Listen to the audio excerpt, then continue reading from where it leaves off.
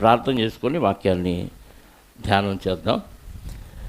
క్రీస్తు యేసునందు మమ్ములను అతి మిక్కిలిగా ప్రేమించిన మా పరలోకపు తండ్రి, నీతి న్యాయములు మీ సింహాసనానికి ఆధారములుగా చేసుకొని కృపాసత్యములు స్వభావ సిద్ధంగా కలిగి ఉన్న మా గొప్ప దేవ, మీ ఘనమైన నామాన్ని బట్టి స్తోత్రములు.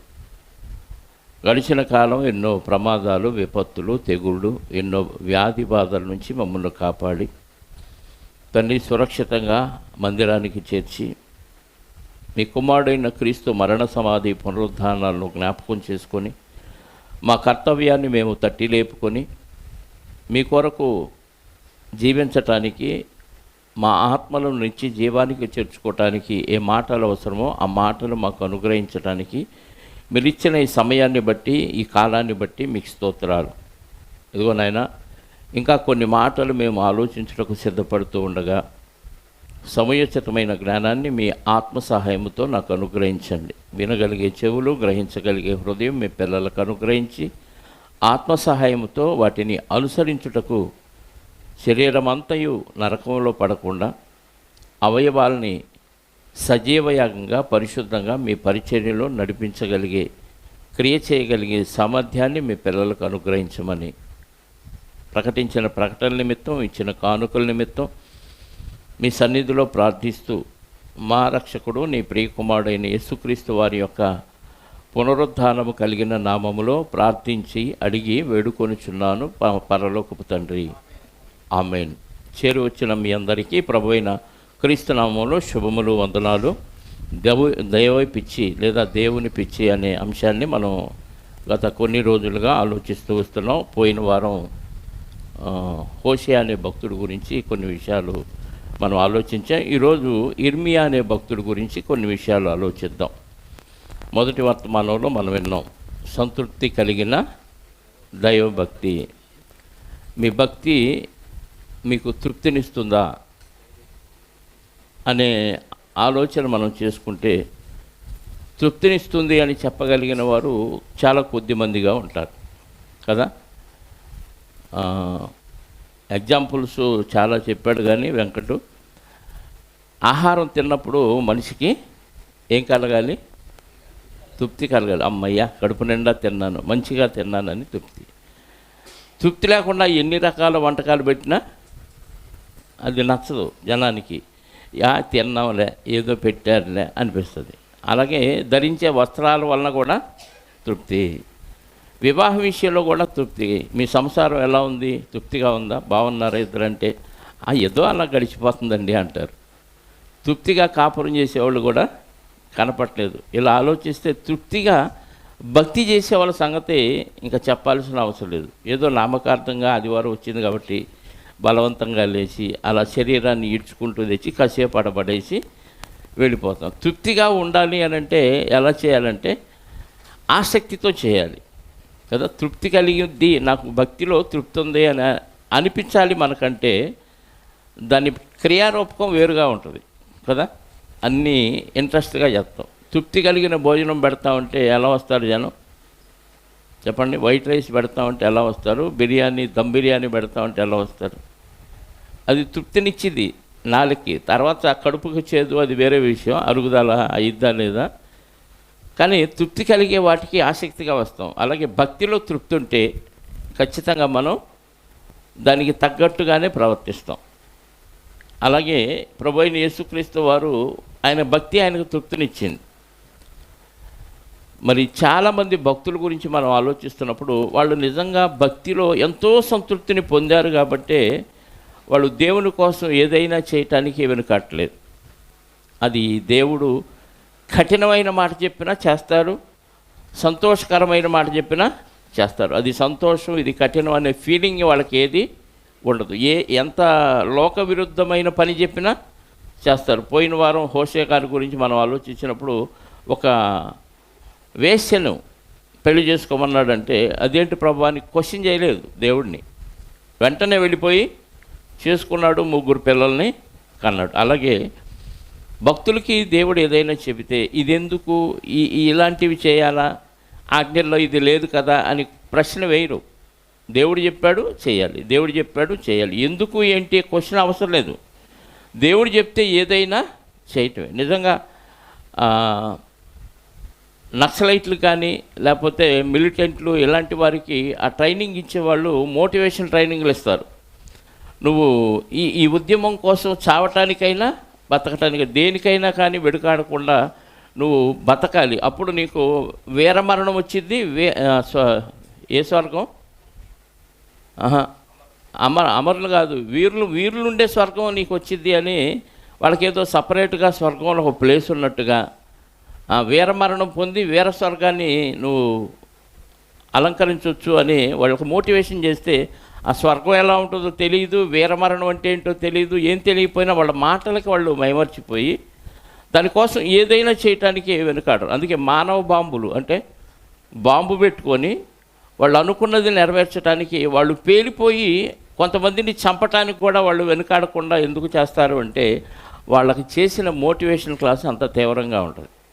దానివల్ల ఎలాంటి ప్రయోజనం ఉంది అనే దానికి వాళ్ళకి సరైన ఆధారాలు లేవు.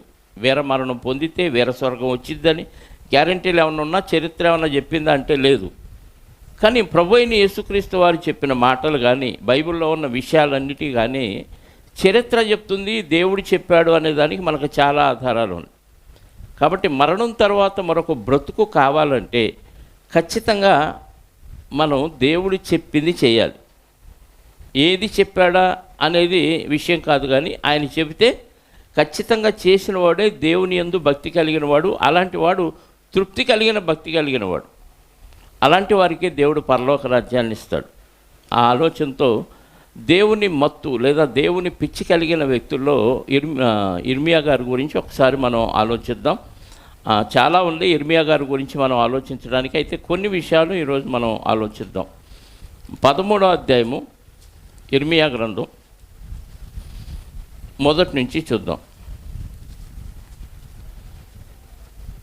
ఇర్మియా గ్రంథం ఇదంతా ఇర్మియా గారు తన గురించి ఏం జరిగిందో, దేవుడు దర్శనంలో ఏం చెప్పాడో, ఏం మాట్లాడాడో అవన్నీ చెబుతూ 13వ అధ్యాయాన్ని మనం ధ్యానం చేస్తున్నాం. యెహోవా నాతో ఇలాగూ సెలవిచ్చాను, నీవు వెళ్ళి అవిసనార కట్టుకొని కాదు, నడికట్టు కొని నీ నడుమున దాన్ని కట్టుకొనుము, నీళ్ళలో దాన్ని వేయకము. కావున యెహోవా మాట చొప్పున నేను నడికట్టు ఒకటి కొని నడుమున కట్టుకొంటిని. ఏం కొనుక్కోమన్నాడు? మార్కెట్కి వెళ్ళి నాకు అవిసెనార వేయండి అన్నాం అనుకోండి, దేనికండి అంటారు కదా. దేవుడు కట్టుకోమన్నాడు నడుముకి అన్నాం అనుకోండి, ఏమంటారు చెప్పండి? దేవుడు అంట కొని నడుముకి ఇదేం దేవుడు? ఏదైనా మంచి బెల్ట్ కొనుక్కోమంటాడు, లేకపోతే వెండి మొలతాడు కొనుక్కోమంటాడు, లేదా బంగారం మొలతాడు కట్టుకోమంటాడు, బెల్ట్ కొనుక్కోమంటాడు కదా. లేదు పని చేసామంటే ఏది కట్టుకుంటారు? నడుముకి కండువా కట్టుకుంటారు. అవిసెనారతో నడికట్టు కొనుక్కొని దాన్ని నడువు కట్టుకో అన్నాడంటే ఇదేంటి ప్రభా మరీ చీపుగా అవిసెనార కొనమంటున్నావు అని అడగలేదు ఇర్మియా గారు. వెంటనే దేవుడు చెప్పాడు కాబట్టి ఏం చేశాడంట? మార్కెట్కి వెళ్ళిపోయాడు, దాన్ని కొని నడుముకి కట్టుకొంటిని. రెండవ మారు యెహోవా వాక్కు నాకు ప్రత్యక్షమై, నీవు కొని నడుమరకు కట్టుకొని నా నడికట్లును తీసుకొని లేచి యూఫ్రటీసు వద్దకు పోయి అక్కడ బండ సందుబీటలో దానిని దాచిపెట్టుమనగా. కొనమన్నాడు, నడువు కట్టుకోమన్నాడు, బాగానే ఉంది. మళ్ళీ వెళ్ళిపోయి యూఫ్రటీస్ దగ్గరికి వెళ్ళి అక్కడ బండ బేటలు అంటే బండ చీలిపోయిన ప్రదేశాలు ఉంటే అందులో దాచిపెట్టమన్నాడంట. దేవుడు చెప్పే అన్నీ విచిత్రంగా ఉంటాయి. ఇప్పుడు నేను చెప్పాననుక ఆ మాట మీకు ఎలా ఉంటుంది చెప్పండి? ఏదైనా ఆ వస్తువు ఇటు తీసుకురన్నాం అనుకో, ఏం చెప్తారు? ఎందుకు అంటారు. ఎలా చేస్తావో పూర్తి వివరం చెప్తే తప్ప చేయరు. బజారు వెళ్ళి పలాంది కొనుక్కురా అన్నాం అనుకో, దేనికి అని అడుగుతారు. భక్తులు దేవుడిని అలా అడగలేదు. కొట్టుకాడికి వెళ్ళమన్నాడు, అవిసెనార కొనుక్కోమన్నాడు, నడికట్టు తీసుకొచ్చి కట్టుకోమన్నాడు. కట్టుకోగానే మళ్ళీ ఏమన్నాడు? యూఫ్రటీస్ నది దగ్గరికి పోయి బండ సందు లోపల దాన్ని దాచిపెట్టు అన్నాడు. తడవకూడదు అన్నాడు మళ్ళీ. అని ఏమన్నాడు? బండ్ల సందు లోపల దాన్ని దాచిపెట్టుమనగా యెహోవా నాకు ఆజ్ఞాపించినట్లు. ఆయన చూసారా, దేవుడు యెహోవా మాట చొప్పున నేను నడికట్టు కొని అన్నాడు ముందు. ఇక్కడ రెండవసారి యెహోవా నాకు ఆజ్ఞాపించినట్లు నేను పోయి యూఫ్రటీసు వద్ద దాన్ని దాచిపెట్టి తిని, బండ్ల సందు బేటలో దాన్ని దాచిపెట్టాడు. అనేక దినములైన తరువాత యెహోవా నీవు లేచి యూఫ్రటీసు వద్దకు పోయి నేను అక్కడ దాచిపెట్టుమని నేను నీకు ఆజ్ఞాపించిన నడికట్టును అక్కడ నుండి తీసుకొనుమని నాతో. ఏంటో దేవుడు అన్ని విచిత్రంగా చెబుతాడు. అక్కడికి వెళ్ళి కొనమన్నాడు, నడువు కట్టుకోమన్నాడు, ఒక నెల రోజులన్నా కట్టుకోమన్నాడు అంటే లేదు, కట్టుకున్నానో లేదో తీసుకెళ్ళి యూఫ్రటీసు నది దగ్గర బండ్ల సందులో బేటలో దాచిపెట్టన్నాడు. కొంచెం రోజులు మర్చిపోయాడు దాని గురించి. కానీ మళ్ళీ దేవుడు గుర్తు చేసి కొన్ని చాలా దినములు అయిన తర్వాత వెళ్ళిపోయి నేను నీకు ఆజ్ఞాపించినట్లు ఆ నడికట్టును తీసుకురా అన్నాడు. అంటే దేవుడు ఏదో ఆలోచన ఉండి ఒక పాఠం నేర్పించడానికి చేస్తాడు ప్రతిదీ. ఇప్పుడు అలాంటివి ఏమి చేయట్లేదు, మొదటి శతాబ్దంతో నీవు ఆగిపోయినాయి కాబట్టి మనకు అలాంటివి లేవు. పౌలు గారి సందర్భంలో కూడా చాలా విషయాలు జరుగుతాయి. అవన్నీ దేవుడు ఒక విషయాన్ని తెలియచేయటానికి ప్రాక్టికల్గా ఒక విషయాన్ని నేర్పిస్తాడు. టీచర్లు కూడా పిల్లలకి స్కూల్లో ఏదైనా ఒక విషయాన్ని అర్థం చేయించడానికి ప్రాక్టికల్గా వాళ్ళ కళ్ళ ముందు జరిగే ఒక విషయాన్ని చేసి ఇది దానికి కలిపి అర్థమయ్యేటట్టు చేస్తారు. అలాగే దేవుడు కూడా ప్రాక్టికల్గా ఒక విషయాన్ని చేయించి దాన్ని చూపిస్తూ ఆధ్యాత్మికంగా ఒక పాఠాన్ని నేర్పించడానికే ప్రవక్తలకు, ఇష్టలైన ప్రవక్తలకు, దేవుని మాట తూచా తప్పకుండా పాటించే భక్తులకు ఇలాంటి విషయాలు చెప్తాడు. ఏం ప్రశ్న లేదు, ఇర్మియా గారు ఏమనలేదు. కొనమన్నప్పుడు వెళ్ళాడు, కొన్నాడు, నడుము కట్టుకోమంటే కట్టుకున్నాడు, తీసుకెళ్ళి బండ్ల సందులో బేటలో పెట్టంటే దాచిపెట్టాడు. అంటే దాచిపెట్టడం అంటే అర్థం ఏంటంటే ఎవ్వరికీ తెలియకూడదు ఆ ప్లేస్. యూఫ్రటీసు నది దగ్గర నుంచి చాలామంది తిరుగుతూ ఉంటారు కదా, అయినా ఆ ప్లేసు ఎవరికి తెలియకూడదు, అది అక్కడే భద్రంగా ఉండాలి. అలాంటి ప్లేస్లో దాచిపెట్టాడు. మళ్ళీ చాలా రోజుల తర్వాత వెళ్ళి దాన్ని తీసుకొని రమ్మన్నాడు. నీళ్ళలో తడవద్దు అన్నాడు. నీకు ఆజ్ఞాపించినట్టు నడికట్టును అక్కడి నుంచి తీసుకొని మన నాతో చెప్పగా నేను యూఫ్రటీసు నది దగ్గరకు పోయి త్రవ్వి ఆ నడికట్టును దాచిపెట్టిన చోట నుండి దాన్ని తీసుకొంటిని. తవ్వాడు అన్నాడంటే పూడ్చిపెట్టాడు. ఎక్కడో బండ్లసందు బేటలో దాన్ని పూడ్చిపెట్టాడు. బండ్లసందు బేటలో పెట్టాడు, అది కనపడకుండా ఏం చేశాడు? పూడ్చిపెట్టాడు. ఇప్పుడు తవ్వి తీశాడంట. అంటే ఎంత జాగ్రత్త అంటే ఇది ఎవరికీ కనపడకూడదు, దేవుడికి చెప్పాడు కాబట్టి సీక్రెట్గా అది చెయ్యాలి అనుకున్నాడు. నేను యూఫ్రటీసు నది దగ్గరకు పోయి తవ్వి ఆ నడికట్టును దాచిపెట్టిన చోట నుండి తీసుకొంటిని. నేను దాన్ని చూడగా ఆ నడికట్టు చెడిపోయి ఉండెను. చాలా రోజులైంది. ఏమైంది? చెడిపోయి ఉండెను. అది దేనికి నీ పనికిరాని దాయను. దేనికి పనికిరాని పని దేవుడు చేయిస్తాడా? దేవుడు చేయిస్తే ఏమన్నా పని ఉంటుందా దేనికైనా? దేవుడు చేసే పనులు శాశ్వతాలా టెంపరీలా? శాశ్వతాలు. పనికిరాని పని చేయిస్తాడా? పనికొచ్చే పని చేయిస్తాడా? ఇప్పుడు దాకా మనం విన్న స్టోరీ పనికొచ్చేదా పనికిరాందా? చెప్పాలి. పనికొచ్చేదా పనికిరాందా? నారపీస్ తెచ్చి కొనుక్కురండి, ఆడ మందిరం దగ్గర పాతి పెట్టండి, వెళ్ళిపోండి అన్నాను అనుకో, ఏమనుకుంటారు? పీసు దమ్మంటున్నాడేంటి, నడువు కట్టుకోమంటున్నాడేంటి, దాచిపెట్టమంటున్నాడేంటి, వెళ్ళిపోండి అంటున్నాడేంటి? ఏమన్నా అర్థం పర్థం ఉందా? దీనికన్నా ఉపయోగం ఉందా? ఏదైనా తెస్తే దేనికన్నా కట్టుకుంటే భద్రంగా ఉంటుంది.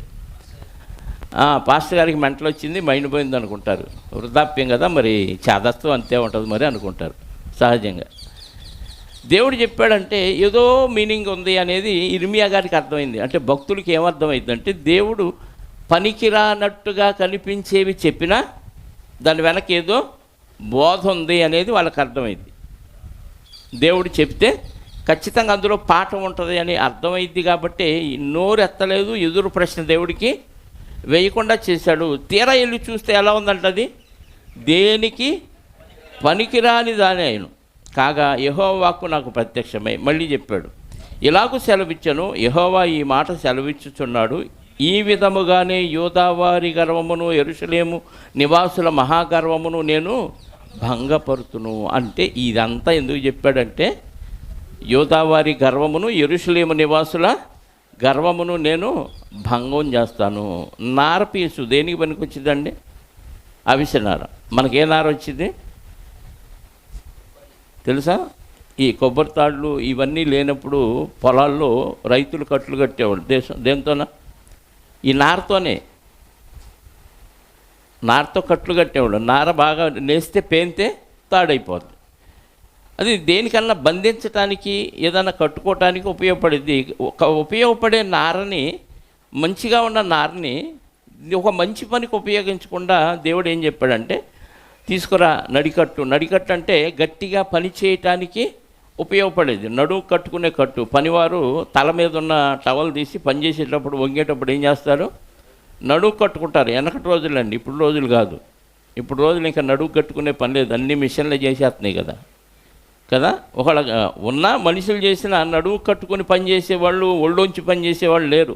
సుఖంగా పని చేసేవాళ్ళే ఎక్కువ మంది ఉన్నారు. వెనకటి రోజుల్లో నడుము కట్టుకున్నాడంటే పనికి వంగుతున్నాడు అని అర్థం. అది అయిపోయిన తర్వాత మళ్ళీ నడికట్టు తీసేసి కాళ్ళు చేతులు కట్టుకొని దాంతోనే దుడుచుకొని చక్కగా తలకు చుట్టుకుంటూ ఉంటారు. పనికొచ్చే ఒక నారని పనికి రాకుండా చేశాడు అంటే, పనికి వచ్చిన ఇశ్రాయేలీల గురించి కాదు ఇక్కడ. యూదులు, పనికొచ్చే యూదులు పనికి రాకుండా అయిపోయారు కాబట్టి నేను వాళ్ళని ఇలా వేస్ట్గా చేసేస్తాను, పనికి రాకుండా చేస్తానని తెలియచేయటానికే వాళ్ళ భవిష్యత్తుని ముందుగానే ప్రాక్టికల్గా ఈ ప్రవక్త ద్వారా చెప్పాడు. ఇక్కడ ఇర్మియా గారు ప్రవర్తన మనం ఆలోచిస్తే, దేవుడు చెప్పాడు కాబట్టి తూచా తప్పకుండా అది పనికిరాందని తెలిసినా, ఒకవేళ తెలియకపోయినా, ఇప్పుడు వెళ్ళి ఆ నారం తీసుకురా అని దేవుడు చెప్పినప్పుడు ఏమనిపించింది? అక్కడికి వెళ్ళి చూస్తే నార తీస్తే ఎట్లా ఉంది, తవ్వి తీస్తే పనికిరాంది. అప్పుడు మనం ఏమంటాం? దేవుడితో ఏమంటాం చెప్పండి? నేను అనుకున్నా ముందే, ఇది ఇలా పాతి పెడితే పనికిరాదని నేను ముందే అనుకున్నా, కానీ దేవుడు ఎందుకు చెప్పాడోలే, ఏందో ఆయనకి అని అనుకుంటాం. దేవుడు కాబట్టి ఆయనకు తెలియదు అనలేం. కానీ అదే మనిషి చెబితే ఖచ్చితంగా ఈయనకి పిచ్చొచ్చింది, మెంటలు వచ్చింది అనే అభిప్రాయం కలిగే అవకాశాలు ఉన్నాయి. అది పనికి రాలేదు. వెంటనే దేవుడు యూదావారి గర్వాన్ని అణిచివేస్తాను, యెరూషలేము యొక్క పరిస్థితిని మార్చేస్తాను, భంగపరుతును అని విషయాన్ని చెప్పాడు. అంటే వాళ్ళు ఒకప్పుడు ఇశ్రాయేలీలు అవిధేయులుగా ఉండిపోయారు కాబట్టి వాళ్ళని అష్షూరు చెరకు పంపించారు. ఇక్కడ వీళ్ళు కూడా, యూదులు కూడా ఏమైపోయారు? భ్రష్టు పట్టిపోయారు. అన్య దేవతలని, విగ్రహాలని ఆరాధించే క్రమంలో వెళ్ళిపోయారు కాబట్టి వీళ్ళను కూడా నాశనం చేస్తాను. ఇదిగో ఈ అభిషనారు ఎలాగైతే పనికి రాకుండా పోయిందో, దేవునికి పనికి రావాల్సిన యూదుల్ని నేను పనికి మాలిన వారిగా చేస్తాను. దేవుడు చేశాడా? వాళ్ళు తయారయ్యారా? వాళ్ళు తయారయ్యారు కాబట్టి వాళ్ళ దుస్థితి ఇలా ఉంటుందని ముందుగానే వార్నింగ్ ఇస్తే ఏం చేయాలి? అందరూ సెట్ అయిపోవాలి, కానీ అవ్వలేదు. అందుకే ఇంకా కిందకి వస్తే ఏం చెప్తున్నా అంటే, కాగా యెహోవాకు నాకు ప్రత్యక్షమై ఎలాగూ సెలవిస్తున్నాడు, ఈ విధముగానే యూదావారి గర్వమును యెరూషలేము నివాసుల మహాగర్వమును నేను భంగపరుతును. అన్య దేవతలను పూజించుచు వాటికి నమస్కారము చేయుదుమని వాటిని అనుసరించుచు నా మాటలు విననొల్లక తమ హృదయ కాఠిన్యము చొప్పున నడుచుకొని ఈ ప్రజలు దేనికి నీ పనికిరాని ఈ నడికట్టు వలె అగుదురు. దేవుడిని వదిలిపెట్టి, సజీవుడైన దేవుడు, మహత్కార్యాలు, అద్భుతాలు కళ్ళ ముందు చేస్తున్న దేవుడిని విడిచిపెట్టి దేన్ని పూజించారంటే అన్ని దేవతల్ని, విగ్రహాలని పూజించి నమస్కారము చేయుదుమని వాటిని అనుసరించుచు నా మాటలు విననొల్లక తమ హృదయ కాఠిన్యము చొప్పున నడుచుకొను ఈ ప్రజలు ఈ అవిసలాగా దేనికి పనికిరాని వారిగా అగుదురు. ముందు భవిష్యత్తు చెప్తున్నాడు. 11వ వచనం, నాకు కీర్తి, స్తోత్ర, మహిమలు కలుగుటకై వారు నాకు జనముగా ఉండునట్టు నేను ఇశ్రాయేలు వంశస్థులను అందరినీ, యూదా వంశస్థులను అందరినీ నడికట్టు నరుని నడుమునకు అంటియున్న రీతిగా, అది నడికట్టు కట్టుకో అని ఎందుకు చెప్పాడంటే, దేవుడు ఇశ్రాయేలీని, యూదుల్ని ఎలా స్వీకరించి ఎలా కాపాడాడంటే, నడికట్టు నడుము కంటుకొను రీతిగా వాళ్ళు దేవుడికి అంటుకట్టబడి ఉన్నారు. అంటే దేవునితో అనుసంధానమై ఉన్నారు. దేవుని బలంగా చూపించాడు వాళ్ళని. ఇశ్రాయేలీలు వెళుతుంటే చుట్టుపక్కల రాజ్యాలు రాజులందరికీ దడబుట్టింది. కారణం ఏంటంటే వీళ్ళ బలం ఎవరు? దేవుడు. నడికట్టు అనగానే పనికి వంగేటప్పుడు కష్టాన్ని సూచించేది నడికట్టు. ఇశ్రాయేలీలు దేవుడికి ఎలా ఉన్నారంటే నడికట్టుగా ఉన్నారు.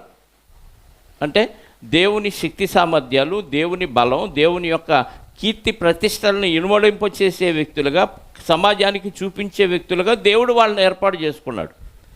అలా ఏర్పాటు చేసుకున్న ఈ జనం ఈరోజు దేవుడిని వదిలిపెట్టి నడికట్టు పాడైపోయింది. దేవుడికి మహిమ తేవలసిన యూదులు ఏమైపోయారు? పాడైపోయారు. ఆ పాడైన విషయాన్ని తెలియచేయటానికి ఇర్మియా గారికి ప్రత్యక్షమై నడికట్టుకోను, నడుము కట్టుకో, తీసుకెళ్ళి దాచిపెట్టు, మళ్ళీ కొన్ని దినాల తర్వాత తీసుకురా, అప్పుడు చూస్తే దేనికి పనికిరాంది అయిపోయింది. అలాగే దేవుడు వాళ్ళని కొన్నాడు. దేవుడు వాళ్ళని కొన్నాడు, నడికట్టుగా పెట్టుకున్నాడు. కానీ ఆ నడికట్టు ఏమైపోయింది? పాడైపోయింది. ఇప్పుడు దేవుడికి అప్రతిష్ట వచ్చింది, దేవుడికి అగౌరవం వచ్చింది, దేవుడి నామానికి కీర్తి రాలేదు, అపకీర్తి వచ్చింది. కాబట్టి యూదులందరిని ఏం చేస్తానంటున్నాడు? నాశనం చేసేస్తానన్నాడు.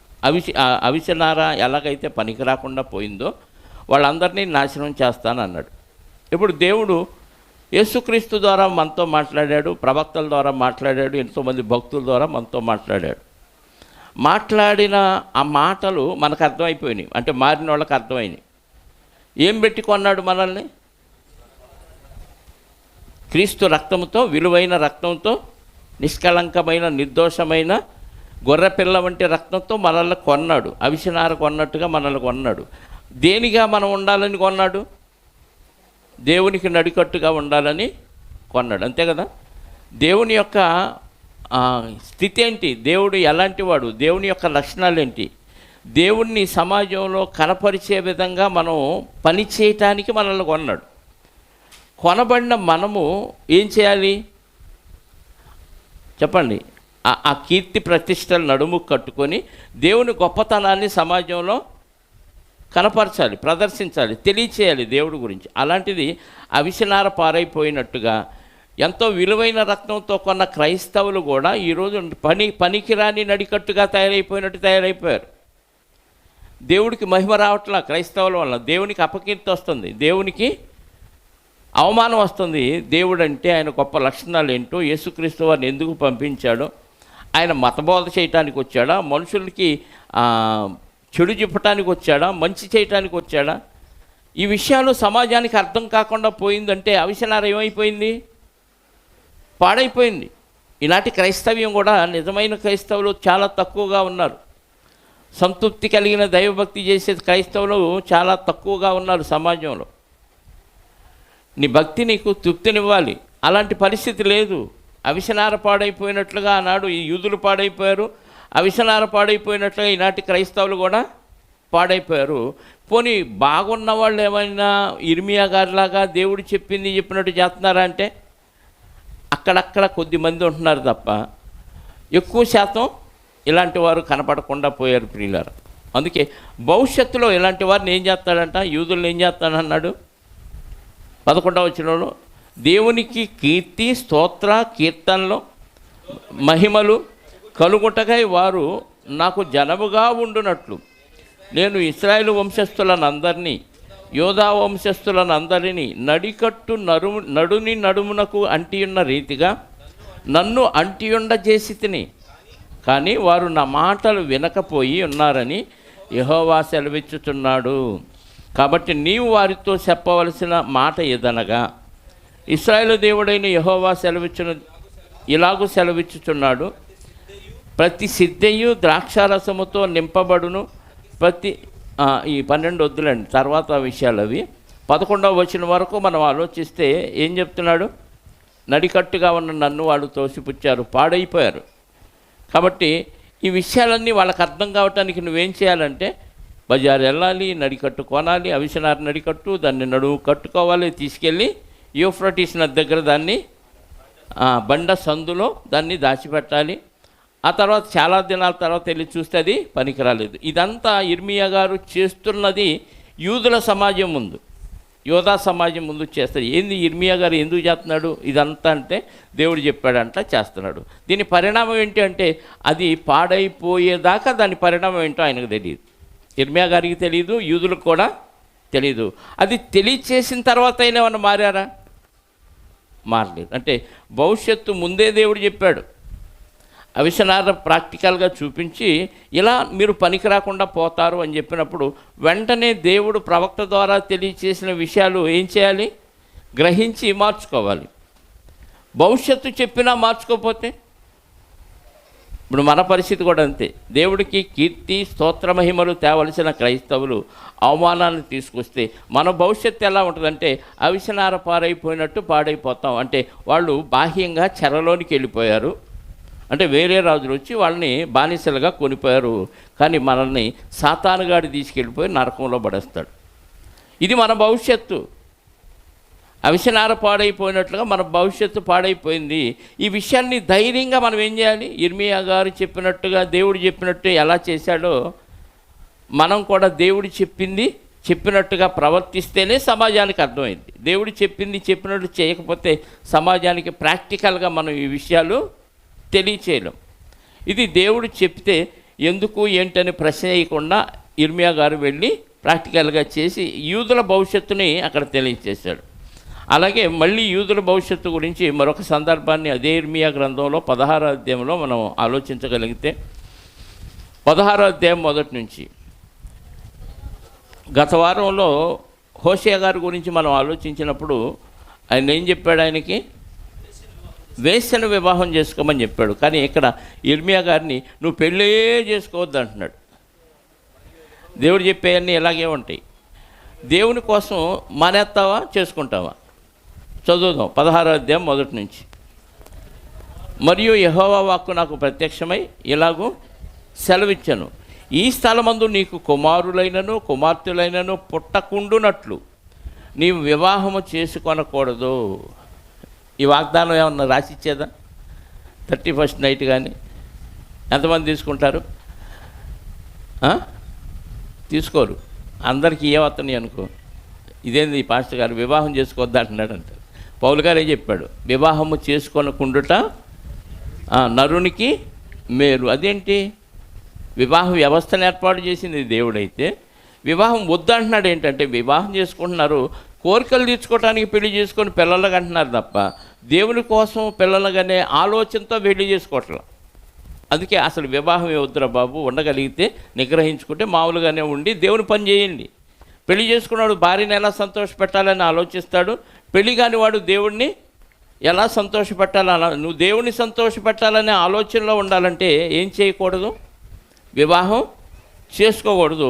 ఇక్కడ కూడా ఇర్మియా గారికి నువ్వు పెళ్ళే చేసుకోవద్దు, పిల్లల్ని కనొద్దు అన్నాడు. ఎందుకు చెప్పాడు అని అంటే కిందకి చదివితే మనకు అర్థమవుతుంది. ఈ స్థలమందు పుట్టు కుమారులను గూర్చియు కుమార్తెలను గూర్చియు వారిని కనిన తల్లులను గూర్చియు ఈ దేశంలో వారిని కనిన తండ్రులను గూర్చియు యెహోవా ఎలాగో సెలవిచ్చుతున్నాడు. ఆల్రెడీ ఈ దేశంలో ఇశ్రాయేల్ దేశంలో కనిన తల్లులు తండ్రులు పిల్లల గురించి ఈ విషయం చెప్తున్నాడు. ఏంటి? వారు ఘోరమైన మరణం నొందెదరు. ఎందుకు చెప్పాడు? ఘోరమైన మరణం పొందుతారు. ఆ చచ్చిపోయే పిల్లల కోసం ఎందుకు పెళ్లి చేసుకోవటం అంటున్నాడు అనమాట. వారు ఘోరమైన మరణము నొందెదరు, వారిని గూర్చి రోదనము చేయబడదు. సహజంగా ఎవరైనా చచ్చిపోతే ఏమవుతారు? ఏడుస్తారు. పక్కింటి వాళ్ళు వచ్చి కూడా ఈ ఇంటి వాళ్ళని చూసి కాసేపు ఏడ్చి పక్క వెళ్ళిపోతారు. కాసేపే కదా. సహజంగా డెడ్ బాడీ ఉన్న చోట ఏమవుద్ది? రోదన వచ్చింది. కానీ ఇశ్రాయేలీయుల పిల్లలు చచ్చిపోతే, తల్లులు చచ్చిపోతే, తండ్రులు చచ్చిపోతే ఏడ్చేవాళ్ళు ఎవరు ఉండరంట. రోదనము చేయబడదు. వారు పాతి పెట్టబడక భూమి మీద పెంటవలే పడియుందురు ఉండెదరు. వారు ఖడ్గము చేత క్షామము చేతను నశించెదరు. వారి శవములు ఆకాశ పక్షులకును భూజంతువులకును ఆహారముగా ఉండును. యెహోవా ఎలాగో సెలవిచ్చుతున్నాడు. ఏమంటే దిక్కులేని శవాలండి, అనాథ శవాలు. ఒక శవం రోడ్డు మీద ఉంటే ఎవడన్నా తీసుకెళ్ళి సమాధి చేస్తారు కదా. పంచాయతీ వాళ్ళు మున్సిపాలిటీ వాళ్ళు తీసుకెళ్తారు, లేదా దీనివల్ల సమాజానికి బ్యాడ్ వచ్చింది, బ్యాక్టీరియా వచ్చింది అనుకున్నవాడు ఎవడైనా తీసుకెళ్ళి సమాధి చేస్తారు. కానీ వీళ్ళ శవాలు అసలు రోడ్డు మీద ఉండిపోతాయి. ఎవరు వాటిని పూడ్చిపెట్టరంట, ఎవరు ప్రలాపించరంట. ఆకాశ పక్షులు, భూజంతువులు తింటే ఎంత ఘోరమైన మరణాలు చూడండి. అంటే ఒకరినొకరు పరామర్శించుకునే పరిస్థితి లేదు. సత్యాళ్ళే పోనీ అంటాడు. భార్య శవం చస్తే భర్త తీసుకురాడు, భర్త శవం చస్తే భార్య పట్టించుకోదు. పిల్లలు చనిపోతే తల్లిదండ్రులే పట్టించుకోకుండా విడిచిపెట్టే పరిస్థితి. కరోనాలో అదే జరిగింది కదా. కాకపోతే వ్యాధి విస్తరించిద్దని ఆపేవారు ప్రభుత్వం వారు. లేకపోతే వీళ్ళు వెళ్ళి వాళ్ళ దగ్గరకు ఉండి ప్రేమతో దగ్గరుండి వీళ్ళతో పాటు వాళ్ళు కూడా చచ్చిపోయేవాళ్ళు. కానీ ఇక్కడ భయంకరమైన శాపం ఇది, దేవుడు వాళ్ళకి పెట్టిన శాపం. అందుకే ఇర్మియా గారిని పెళ్లి చేసుకోవద్దు అంటే నోరు మూసుకొని పెళ్లి చేసుకోకుండా ఉన్నాడు. పిల్లలు కనొద్దంటే సైలెంట్గా పెళ్లి చేసుకోలేదు. పిల్లల్ని కనకుండా ఎందుకున్నాడంటే దేవుడు చెప్పాడు కాబట్టి చేశాడు. అంటే దేవుని వల్ల భయభక్తులు కలిగి ఉంటే దేవుడు ఏది చెబితే అది చేస్తారనమాట. పెళ్లి చేసుకోమంటే చేసుకుంటారు, వద్దంటే మానేస్తారు. వేషం చేసుకోమంటే వేషం, గుంట్లో దూకంటే దూకేస్తారు అంతే. అబ్రహాం గారి గురించి ఆలోచిస్తే ఏంటి, నీ కొడుకుని నా కోసం బలివ్వంటే ఇవ్వటానికి వెళ్ళిపోయాడు. అది దేవుని మత్తులో, దేవుని పిచ్చిలో ఉన్నవారు చేసేది. ఎందుకంటే వాళ్ళకి దీనికంటే ముఖ్యం పరలోకం కాబట్టి అక్కడ శాశ్వతంగా ఉంటాం, ఇక్కడ టెంపరీ కొద్ది కాలమే ఉంటాం. దీనికోసం ఆలోచిస్తే శాశ్వతంగా ఉండే ఆ జీవాన్ని పోగొట్టుకుంటామని దూరాలోచన వాళ్ళకు ఉంది. కాబట్టి వాళ్ళు దేవుడు ఇక్కడ అననుకూలమైన పరిస్థితులు చెప్పినా, మనం పాటించడానికి ఇష్టం లేని కార్యక్రమాలు చెప్పినా పాటించారు. కారణం ఏంటంటే దీనికంటే అది మేలు అనుకున్నారు. ఇది కొద్ది కాలం, అది శాశ్వత కాలం అని దూరదృష్టి వాళ్ళకుంది. మనకి వాళ్ళకు ఉన్న తేడా ఏంటంటే వాళ్ళకు దూరదృష్టి ఉంది, మనకి ఏ దృష్టి ఉంది? దురదృష్టపు దృష్టి ఉంది కదా, దరిద్రపు దృష్టి ఉంది. ఈ లోకానికి అతుక్కుపోయే దృష్టే ఉంది. అప్పుడు సంగతి అప్పుడు చూద్దాంలే, ఇప్పుడు తృప్తిగా ఉంటే చాలు అనుకుంటున్నాం. కానీ వాళ్ళు ఇక్కడ అసంతృప్తిగా ఉన్నా, ఇక్కడ ఇబ్బందిగా ఇరుగ్గా ఉన్న, శాశ్వతంగా అది కావాలనుకున్నారు. కాబట్టి వాళ్ళు దూరం నుండి వందనము చేసి దానికోసం మరి శ్రేష్టమైన పునరుద్ధానాన్ని పొందగోరారు. కాబట్టి వాళ్ళకి ఇవి చాలా చిన్నగా కనపడినాయి. మనకేమో అమ్మో లోకం ఏమనుకుంటుందో, వీడే ఎంత వయసు వచ్చింది పెళ్లి కూడా చేసుకోలేదు, ముదిరిపోయిన బెండకాయ అయిపోయాడు అని లోకం అనుకుంటుందని లోకానికి భయపడి ఏదో దాన్ని కట్టేసుకుంటాడు. చాలామంది అలాగే చేస్తున్నారు. వయసు ముదిరిపోతుంది. నిన్న చూశాను చైనాలో ఒక ఆమంట వార్తల్లో, ఆమె సంవత్సరానికి ఆదాయం 70 లక్షలండి. సంవత్సరాది అంటే సుమారుగా నెలకు ఆమెకి 70,000 జీతం వస్తుంది. 7 లక్షలు, సంవత్సరానికి 70 లక్షలంట ఆదాయం. పెళ్లి కాలేదంట. అంటే ఆమె చదువుకోవటం, ఉద్యోగం సంపాదించడం, డబ్బులు సంపాదించే పనిలో పెళ్లి గురించి మర్చిపోయింది. ఇప్పుడు ముదిరిపోయింది. నన్ను ఎవరైనా పెళ్లి చేసుకుంటే మీడియాలో ప్రకటన చేస్తే డబ్బును చూసి ఎవరు చేసుకోవట్లా, వయసు పైబడింది కాబట్టి ఇంకెందుకులే ఏమనని చాలామంది చేసుకోవట్లేదంట, బాధపడుతుంది. అంటే డబ్బు సంపాదనే ధ్యేయంగా పడిపోయి పెళ్లి విషయం ఇప్పుడు దిక్కులేంది, ఒంటరిది అయిపోయింది, అనాథ అయిపోయింది. ఎవరైనా వచ్చినా దేనికోసం వస్తారు? డబ్బు కోసం వస్తారు. డబ్బు కోసం వచ్చేవాడు వద్దు నాకు, డబ్బును ప్రేమించొస్తే డబ్బునే ప్రేమిస్తాడు, ఏమైనా ఎప్పుడో లేపేస్తాడు. అలాంటివి చాలా చూస్తున్నాం కదా.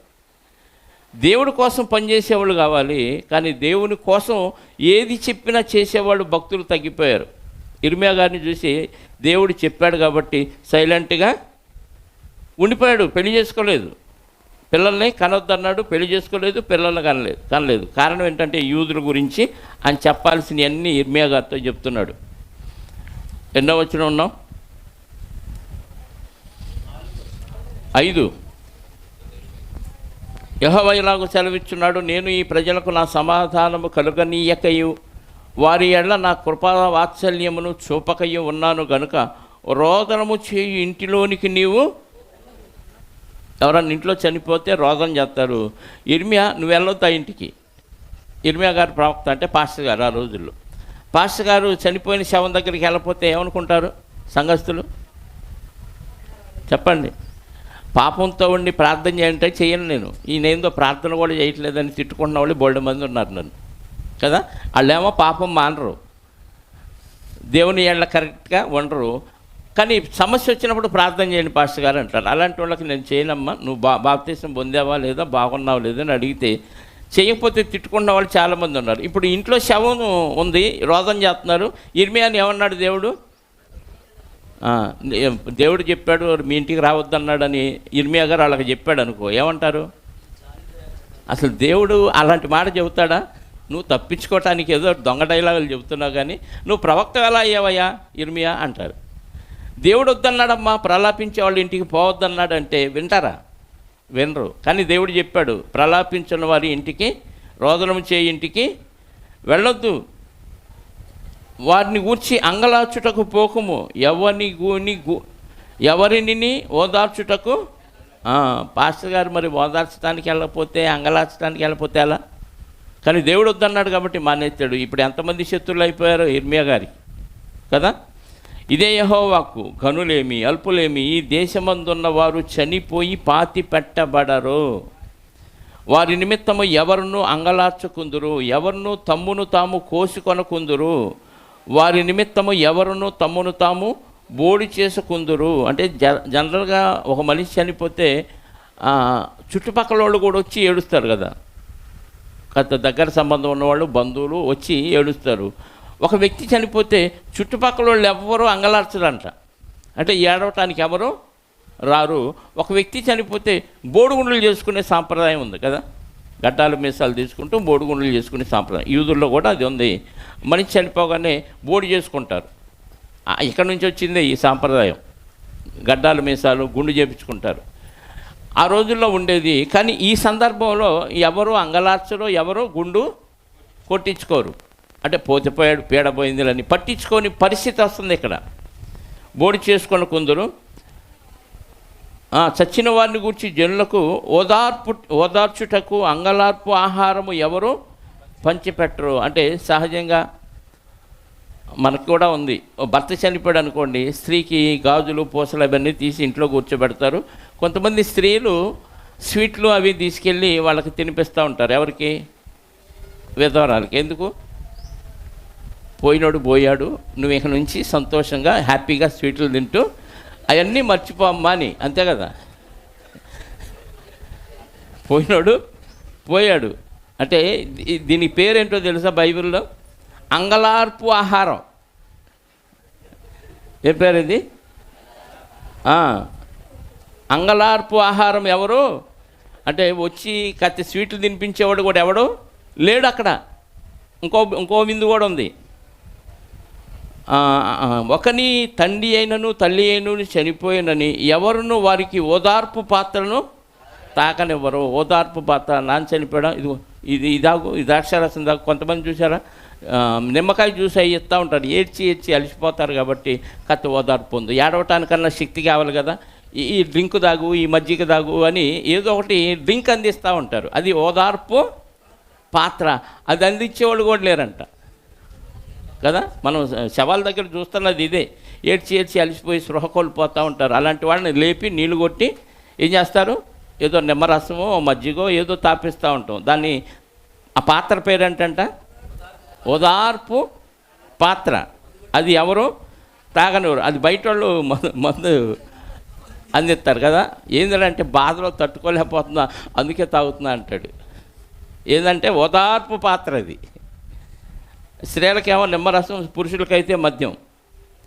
వారి యొద్ద కూర్చుండి అన్నపానములు పుచ్చుకొనుటకు నీవు విందుశాలలో ప్రవేశింపకూడదు. ఇవన్నీ ఇర్మియా గారికి చెబుతున్నాడు. వాళ్ళకి ఓదార్పు పాత్ర ఇవ్వద్దు, అంగలార్పు పాత్ర వాళ్ళకి ఇవ్వద్దు, దినం భోజనం అన్నపానములు పుచ్చుకొనుటకు విందుశాలలో ప్రవేశించకూడదు. అందుకే దినం కార్యక్రమం పెట్టి అందరికీ బిర్యానీలు ఎందుకు పెడతారు? భోజనం పోయాడు, మీరన్నా తిని తృప్తిగా బలపడండి అని. అక్కడ వాస్తవంగా మీనింగ్ ఏంటంటే వీళ్ళు దిగులతో ఉండి తిండి సరిగా వండుకొని తినరు ఆ కుటుంబ సభ్యులు.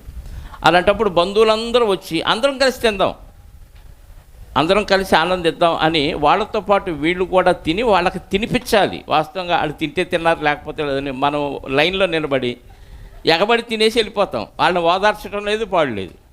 ఈ కార్యక్రమం ఎందుకు పెట్టారు? వాళ్ళు దిగులతో ఉండి తిండి మానేస్తారు కాబట్టి. తిండి మానేసిన వాళ్ళకి ఆహారం మనం వెళ్ళి పెడితే, ఒక్కడే వెళ్ళి పెడితే తినరు కాబట్టి బంధువులందరూ వచ్చి కలిసి కూర్చొని తింటే, అంటే ప్రేమ వింది ఇది. కూర్చొని తింటే అప్పుడు చక్కగా వాళ్ళు కూడా ఒక ముద్ద తింటారు అందరితో కలిసి అనే ఈ ఏర్పాట్లు చేస్తే మనం ఏం చేస్తున్నాం? వస్తాము, లైన్లో నిలబడతాం. వెనకడు ముందోడు తిన్నాడో లేదో, వాడికి ఇస్త్రాకు వేసాడో లేదో, వెనక లైన్ నిలబడింది. వీడేం తింటాడు, తినిసవరా తొందరగా నేను కూర్చోవాలని వాడు ప్రిపేర్ అయ్యి ఉంటాడు. కాబట్టి గబగబా 4 మెతుకులు తిని వీడు వెళ్ళిపోతాడు. వీళ్ళని ఓదార్చేవాళ్ళు ఎవరు? ఇంకెవ్వరు ఉండరు. అంగలార్పు పాత్ర, ఓదార్పు పాత్ర. ఇది విందు, ప్రేమ విందు. పుచ్చుకొంటకు నీవు విందుశాలలో ప్రవేశించకూడదు. ఇవన్నీ ఎవరింట్లో ఎవరు చచ్చిపోయినా వాళ్ళని అసలు ఓదార్చొద్దు, వాళ్ళ ఇంటికి ఓదార్పు పాత్రను తీసుకెళ్ళొద్దు, ప్రేమ విందులో పాలు పొందొద్దు. ఇవన్నీ చెప్పేలేక ఇర్మియా గారు ఎలా అయిపోతాడు? ఇక అందరికీ శత్రు అవుతాడు. ఏం పాస్టర్ గారో ఏంటో, ఇంతమంది చనిపోతుంటే వచ్చి ఒక మాట అయినా పలకరించలేదే. దేవుడేమో వెళ్ళొద్దని చెప్తున్నాడు. జనం ఏమనుకుంటారు అంటే లోక విరుద్ధం అనేది, లోక విరుద్ధమే కదా. వాళ్ళేమో ఆదరణ కోరుకుంటారు, దేవుడేమో వెళ్ళొద్దు అంటున్నాడు. ఎందుకు ఇంత కఠినంగా ఉన్నాడు అంటే, మీరు దేవునికి పనికి రాకుండా పోతున్నారు కాబట్టి దేవుడు మిమ్మల్ని విడిచిపెట్టాడు. మీకు ఓదార్పు దొరకదు. ఏదైనా సమస్య వస్తే ఎవరితో చెప్పుకుంటే సమస్య తీరింది. అదే దేవుడితో చెప్పుకుంటే ఇక సమస్య మర్చిపోవటమేను, పరిష్కారం దేవుడు అన్నిటికీ. అలాంటి దేవుడిని వీళ్ళు విడిచిపెట్టారు కాబట్టి దేవుడిని విడిచిపెడితే మీకు ఎక్కడా తృప్తి దొరకదు అనే విషయం చెప్పటానికి. మిమ్మల్ని అంతా ఒక జనాంగంగా దేవుడు చూశాడు. ఇశ్రాయేల్ జనాంగాన్ని ఒక వ్యక్తిగా చూశాడు. యాకోబు లేదా ఇశ్రాయేలు అన్నాడు. అంటే ఒక్క వ్యక్తిలోనే వీళ్ళందరినీ చూశాడు. ఆ ఒక్క వ్యక్తిలో వీళ్ళందరినీ చూసినప్పుడు వాళ్ళందరూ ఎలా ఉండాలంటే కలిసికట్టుగా ఉండాలి, ఐకమత్యంగా ఉండాలి. కానీ ఐకమత్యంగా ఉండాల్సిన ఇశ్రాయేలీలు విడిపోయారు. అన్నలదమ్ములు కొట్టుకు చచ్చారు. 2 భాగాలుగా విడిపోయి ఉత్తర రాజ్యం దక్షిణ రాజ్యం అయిపోయారు. అదీగాక వాళ్ళల్లో వాళ్ళు కొట్టుకు చస్తూ అన్ని దేవతలను ఆరాధిస్తూ నిజమైన దేవుడిని పక్కన పెడితే దేవుడు మీకు దూరం అయితే మీ పరిస్థితి ఎంత దారుణంగా ఉంటుందనేది మనకి ఇక్కడ తెలియజేశాడు. భూమి మీద ఒక వ్యక్తి వచ్చి ఓదార్చకపోతేనే ఇంత బాధపడితే రేపు నరకంలో పడితే ఓదార్చేవాడు ఎవడుంటాడు? మీకు అర్థమవుతుందా?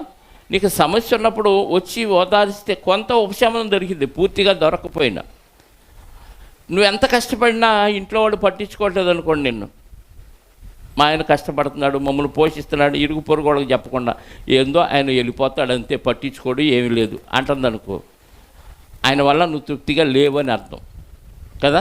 ఆ కష్టాన్ని గుర్తించలేదని అర్థం. దేవుడు వాళ్ళని కంటికి రెప్పలా కాపాడుకుంటూ యూదుల్ని ఇశ్రాయేల్ని పోషిస్తుంటే దేవుణ్ణి పక్కన పెట్టి అన్ని దేవతలను ఆరాధిస్తున్నప్పుడు నీకు సమస్య వచ్చినప్పుడు దిక్కు నేనా వాళ్ళ అది తెలియటానికి ప్రాక్టికల్గా ఇర్మియా గారిని వివాహమే చేసుకోవద్దు, పిల్లల్నే కనొద్దు. ఎందుకు కన్నా కానీ ఎందుకు వేస్ట్, వాళ్ళు చచ్చిపోతారు, అనాథలు అయిపోతారు. రోడ్డు మీద శవాలే, వాళ్ళు ఆదరించేవాళ్ళు లేడు, శవాన్ని తీసుకెళ్ళి పాతి పెట్టేవాళ్ళు, కుక్కలదంటే పక్షులదంటే.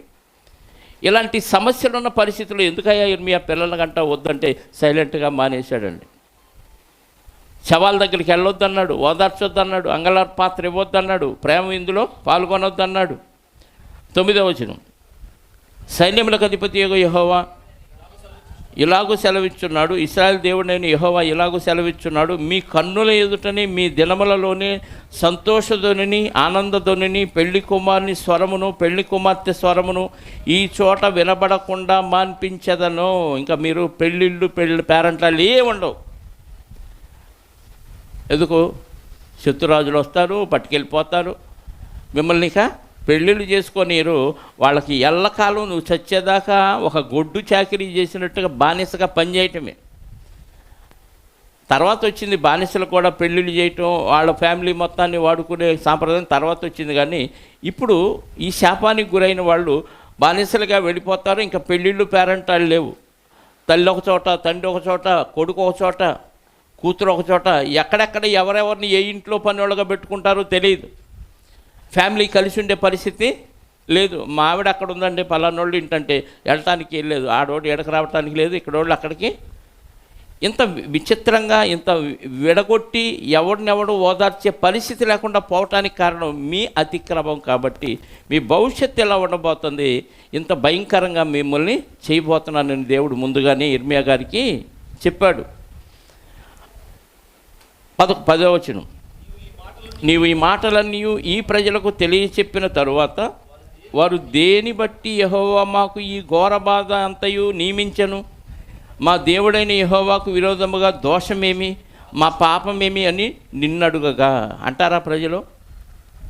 ఏంటో దేవుడు పూర్తిగా మమ్మల్ని విడిచిపెట్టాడు. ఏమండి, ఎన్ని తప్పులు చేసిన ఇశ్రాయేలీయులు ఏమని అడుగుతారంట? నువ్వు పలానా తప్పు చేస్తున్నావు అని ఎవరినైనా మనం అడిగామనుకో, ఒకళ్ళనొకళ్ళు నేను చేయట్లేదు అని చెప్పడం పక్కన పెట్టి నువ్వు చేయట్లేదు అని అడుగుతారు మొదట. తర్వాత అసలు నేను చాలా మంచిగా ఉంటున్నాను, నాకంటే భక్తుడు ఎవరు అన్నట్టుగా మాట్లాడతారు. ఏం చేసాను చెప్పు అని నిలదీస్తాం. ఒక్కొక్కటి చెబితేనే తట్టుకోలేరు. వీళ్ళు ఇంత ఘోరంగా ప్రవర్తిస్తేనే కదా ఇన్ని శాపాలు దేవుడు పెట్టాడు. ఇన్ని శాపాలు పెట్టి ప్రవక్త ద్వారా విషయాన్ని వాళ్ళకి తెలియజేస్తే, ఏం దోషం చేశామని దేవుడు మమ్మల్ని ఇంతగా శిక్షించాలి, మేమేం తప్పు చేసాం, ఏ అపరాధం చేసాం, ఏం పాపం చేసామని అడుగుతారంట. ఎంత దమ్ముండాలండి ఆ మాట్లాడగలంటే. నేను పాపం చేయలేదని చెప్పుకునే దేవుణ్ణి అబద్ధికునిగా చేసిన వారం అవుతామని యోహాను మొదటి పత్రికలో చెప్పాడు. అంటే అందరూ పాపం చేసాం, చేస్తూనే ఉన్నాం, మళ్ళీ వెంటనే క్షమాపణ అడిగి సరి చేసుకుంటాం. ఇది దేవుడు యేసుక్రీస్తు ద్వారా మనకిచ్చిన గొప్ప వరం, కృప వలన. అసలు ఇంకా నేను ఏ పాపం చేయలేదండి, 100% పర్ఫెక్ట్గా ఉన్నాను, ప్యూర్గా ఉన్నానని చెప్పగలిగిన వాడు ఎవడో లేడు. ఒకవేళ చెప్పాడు అంటే ఆ క్షణాన ఒకవేళ అన్నీ క్షమించి దేవుడి వలన పరిశుద్ధుడిగా తీర్చబడి ఉండొచ్చు. కానీ మరుక్షణం మళ్ళీ ఏం చేస్తాం? చూపు వలనో, వెనికిడి వలనో, క్రియల వలనో, ఆలోచన వలన ఏదో ఒక తప్పు చేస్తూనే ఉంటాం. కానీ ఇన్ని ఘోరాలు వాళ్ళు చేస్తున్నా దేవుడు ప్రవక్త ద్వారా వాళ్ళకి ప్రాక్టికల్గా హెచ్చరిక చేసినా వాళ్ళు ఏమడుగుతారంట? మేమేం చేసాము? దేవుడు మమ్మల్ని ఇంత కఠినంగా శిక్షించడానికి కారణం ఏంటి? మరి దేవుడు ప్రేమమయుడు, దయామయుడు కదా, ఇంత భయంకరంగా శిక్షించాలా మమ్మల్ని అని దేవుడి మీదే నేరారోపణ చేసే దుస్థితిలోనికి వాళ్ళు వెళ్ళిపోయారు. అంటే నీ హృదయం కఠినపరచబడితే దేవుడిని కూడా నిందిస్తావు, దేవుడి మీద కూడా నువ్వు నెపములు మోపే పరిస్థితిలోకి వెళ్ళిపోతావని అర్థం. ఏం దేవుడు వాళ్ళు బాగానే చూస్తున్నాడు, మమ్మల్ని సరిగ్గా పట్టించుకోవట్లా అన్నావంటే దేవుడు నువ్వేం చేసినట్టు? అవమానపరిచినట్టే. దేవుడు న్యాయవంతుడు, ఆయనకి ఆ న్యాయాన్ని గురించి చెప్పేవాడు ఎవడు లేడు. ఖచ్చితంగా ఆయన అందరికీ న్యాయమే చేస్తాడు. అది నీకు అర్థం కాకపోతే అది అన్యాయం అనిపించింది. యూదులకు అదే అనిపించింది. నిన్ను అడుగుతారు, అప్పుడు నువ్వేం చెప్పాలంటే వాళ్ళకి, వారితో ఇట్టనుము 11వ వచనం, యెహోవా ఈ మాట సెలవిచ్చున్నాడు, మీ పితరులు నన్ను విడిచి అన్య దేవతలను అనుసరించి పూజించి వాటికి నమస్కారము చేయుటను బట్టియే కదా వారు నా ధర్మశాస్త్రమును గైకొనక నన్ను, మీ తాత ముత్తాతలు ఉన్నారే, నన్ను విడిచిపెట్టి అన్య దేవతలను పూజించి నా ధర్మశాస్త్ర వాక్యాల్ని గైకొనలేదు కదా, అవన్నీ మీకు తెలుసు కదా అను వాళ్ళు నన్ను విసర్జించారు.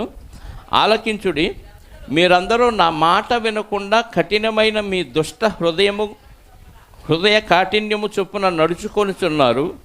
మీరు మీ పితరుల కంటే విస్తారముగా చెడుతనము చేసి ఉన్నారు. కాబట్టి నేను మీ యందు ఏమాత్రమును దయ ఉంచక ఈ దేశము నుండి మీరైనను మీ పితరులైనను ఎరుగని దేశమునకు మిమ్మల్ని వెళ్ళగొట్టుచున్నాను. అక్కడ మీరు దివారాత్రము అన్య దేవతలను, ఇక్కడ అందుకే మీరు ఎలా అయిపోయారు, నేను ఇంకా పూర్తిగా విడిచిపెడతాను, మీరు ఎప్పుడు చూడని దేశానికి మిమ్మల్ని తీసుకెళ్తా అంటే ఏదో టూర్ తీసుకెళ్ళినట్టు ఫీల్ అవ్వకండి. ఎరుగని దేశం అమెరికా లాంటి దేశానికి మిమ్మల్ని తరివేస్తానంటే, అమ్మయ్య అమెరికా వెళ్తున్నామంటే, అమెరికాలో కూడా దరిద్రమే నీకు. అమెరికాలో గొడ్డి చాకరీ చేసే పని ఉంటే ఏ దేశంలో ఉంటే ఉపయోగం ఉంది చెప్పండి. మన వాళ్ళు చాలామంది దుబాయ్ వెళ్ళిపోతూ ఉంటారు, ఖత్తరు అలాంటి కొన్ని ప్రాంతాలు. ఇక్కడ వాళ్ళు ఏం చెప్పుకుంటారంటే, మా ఆయన ఎక్కడున్నాడు, దుబాయ్లో ఉన్నాడని చెప్పుకుంటాడు. అక్కడ ఏందో లెట్టిని గడుగుతాడు, గొర్రెలు కాస్తాడు, ఇంట్లో వంట వండుతాడు, పిల్లల్ని ఆడిస్తాడు. పిల్లలకి 1-2 గడిగే పనుల్లో ఉంటారు. డ్రైవింగ్ అంటే కొద్దిగా పర్వాలేదేమో. ఇలాంటి పనులన్నీ చేస్తూ ఇక్కడ వాళ్ళకేమో గొప్ప, అక్కడ వాళ్ళకేమో వాడు వధించేవాడికి అర్థమైద్ది గొడ్డు చాకరీ చేస్తున్నాం. ఎడారి దేశం అది కదా, భయంకరంగా వీళ్ళని కొంతమంది అయితే దూర ప్రాంతంలో పెడతారు. ఒక గెస్ట్ హౌస్ ఏర్పాటు చేసి అక్కడ పెట్టి అక్కడ నుంచి వచ్చి పనిచేసి వెళ్ళాలి. ఇంట్లో ఉంచుకోరు చాలామంది. అంత భయంకరమైన శిక్ష. ఏ దేశంలో ఉంటేవి సుఖం అనుభవించేవాడికి ఇక్కడున్నా సుఖమే, అక్కడున్నా సుఖమే. వీళ్ళ దరిద్రం చూసారా ఎంత అయిపోయిందో. వీళ్ళ పితరులు పాడైపోయారు, వీళ్ళు వాళ్ళని మించి పాడైపోయారంట. ఎంత పాడైనా వాళ్ళకి ఏమనిపిస్తుంది, మేమేం చేసాం దేవుడికి, ఏమన్యాయం చేశాను ప్రభా, పక్కింటి వాళ్ళు బాగానే ఉన్నారు ప్రభా, వాళ్ళ ఆయన బాగానే ఉన్నాడు, వాళ్ళ పిల్లలు బాగానే ఉన్నారు, నా పిల్లలకే వచ్చింది, మా ఆయనకే వచ్చిందని దేవుడి మీద కంప్లైంట్ ఇచ్చి దేవుడిని శపించే పరిస్థితిలోకి మనం వెళ్ళిపోయాం. యూదుల పరిస్థితి ఆ రోజు అలాగే ఉంది. అందుకే భక్తులైన ఇర్మియా గారిని దేవుడు వాడుకున్నాడు. ఆయన అయితే కరెక్ట్గా వీళ్ళకి సెట్ అవుతాడు. నేను చెప్పింది చెప్పినట్టుగా చేస్తాడు, ఎందుకంటే నా భక్తుడు కాబట్టి నేను ఏది చెప్పినా చేస్తాడు కాబట్టి ఇర్మియా గారిని సెలెక్ట్ చేసుకున్నాడు. ఇప్పుడు ఇర్మియా గారి ప్లేస్లో మనల్ని పెట్టామనుకోండి, నిన్నే ఎన్నుకున్నాడు దేవుడు అనుకుందాం. లోక విరుద్ధం, లోకానికి అనుకూలం, దేవుడికి విరుద్ధమైన కార్యక్రమాలు దేవుడు వద్దన్నాడు. చేయగలకుండా దమ్ముందా చెప్పాలి? చేయకుండా మానేసి దమ్ముందా? వాళ్ళు వ్యతిరేకిస్తారు లోకస్తులు, అయినా నువ్వు మానేయగలవా? అదే భక్తుడంటే. దేవుడి కోసం దేవుడు పిచ్చి ఉంటే ఇర్మియా గారు దేవుడు చెప్పింది చెప్పినట్టు చేశాడు. వాళ్ళు ఏమనుకుంటారో కాబట్టి చేశానులే, ఏముందలే, అది పెద్ద పాపం ఏం కాదులే అని మనకు అనిపించింది. కానీ దేవుడు ఏది చెప్పాడో అది చేయాలి. వాళ్ళ ఇంటికి వెళ్ళొద్దు, వాళ్ళు అంగలార్చినా వెళ్ళొద్దు, వాళ్ళని ఓదార్చొద్దు, వాళ్ళ ఓదార్పు పాత్ర ఇవ్వద్దు, వాళ్ళ ప్రేమ విందులో వాళ్ళ దగ్గరికి వెళ్ళి విందు చెయ్యొద్దు, వాళ్ళ శవాన్ని నువ్వు పూడ్చిపెట్టొద్దు, వాళ్ళతో అసలు సంబంధమే లేదు, నువ్వు పెళ్లి చేసుకోవద్దు, నువ్వు పిల్లల్ని కనొద్దు అనగాని అన్నీ మానేశాడండి. దేనికోసం? దేవుని మాట కోసం. దేవుడు పిచ్చి ఉంటే, దేవుని మత్తు ఉంటే, దేవుడు తప్ప, దేవుని మాట తప్ప మరొక మాట మన చెవుల్లోకి ఎక్కదు. గృహప్రవేశ శంకుస్థాపన చేస్తూ ఉంటారు ఇళ్ళకి కదా, ఏమేస్తారు? గొయ్యి తీసి గోతిలో పాలు పోస్తారు, నవధాన్యాలు వేస్తారు. బైబిల్లో అయితే లేదు నవధాన్యాలు వేయమని, కానీ వేస్తారు. ఎందుకు వేస్తారు చెప్పండి? ఆచారం. నువ్వు చేయొద్దంటే కొంతమంది హైందవ సహోదరులు పిలుస్తాండి, వాళ్ళ కోసం వేస్తాడంటే వాళ్ళ కోసం నువ్వెత్తే నిన్ను కూడా వేస్తాడు. బైబిల్లో లేనిది నువ్వు చేయకూడదు, వద్దన్నది మానేయాలి, చేయమందే చేయాలి. అది ఎప్పుడు చేయగలం మనం అంటే దేవునికి లోబడి దేవుని ఇష్టాన్ని నెరవేర్చే భక్తుడిగా నువ్వు ఉండాలంటే, నీకు పరలోకం కావాలి అనుకుంటే దేవుడు ఏది చెప్తే అదే చేస్తావు. అందుకే ఇర్మియా గారు ఏది చెప్తే అదే చేశారు. హోషేయ గారు పెళ్లి వేశ్యం చేసుకోమంటే వేశ్యం చేసుకున్నాడు. ఈయన పెళ్లి మానేయమంటే పెళ్లి మానేసి, అంటే దేవుడు చేసుకోమంటే చేసుకోవాలి, వద్దంటే మానేయాలి, వెళ్ళమంటే వెళ్ళాలి, వద్దంటే మానేయాలి. వెళ్ళిపోయి ప్రభా ఈ ఒక్కసారి ఇలా క్షమించలేనంటే కావాలని వెళ్ళావు, మళ్ళీ క్షమించేందుకు? ఇది ఊరిక నోటి మాటతో అడిగే క్షమాపణ తప్ప హృదయపూర్వకంగా అడిగేది కాదు. నీకు ఇష్టమయ్యే వాళ్ళు ఏదో అనుకుంటారనే వెళ్ళావు. వెళ్ళొద్దు అన్నప్పుడు మానేయాలి, వెళ్ళమన్నప్పుడు వెళ్ళాలి. దేవుని ఆజ్ఞకు లోబడటమే భక్తి పరుని యొక్క లక్షణం. కాబట్టి ఒక హోషేయ గారి వలె, ఒక ఇర్మియా గారి వలె మనం భక్తిని కొనసాగిస్తూ ముందుకు వెళ్ళాలని ప్రేమతో మనం చేస్తూ ఈ మాటలు ముగిస్తున్నాను. ప్రార్థన చేసుకుందాం. క్రీస్తు యేసునందు మమ్మలను అత్యున్నతంగా ప్రేమించిన మా పరలోకపు తండ్రి, నీతి న్యాయములు మీ సింహాసనానికి ఆధారాలన్నారు. అంత నీతి న్యాయాలు కలిగి తండ్రి ఎంతో న్యాయాన్ని మీరు అనుసరిస్తూ మానవులకు నీ న్యాయ విధులను కట్టడలను నేర్పించి మాకిచ్చిన వాక్యాన్ని బట్టి మీకు స్తోత్రాలు. మీ వాక్యాన్ని అనుసరించటమే నీతి.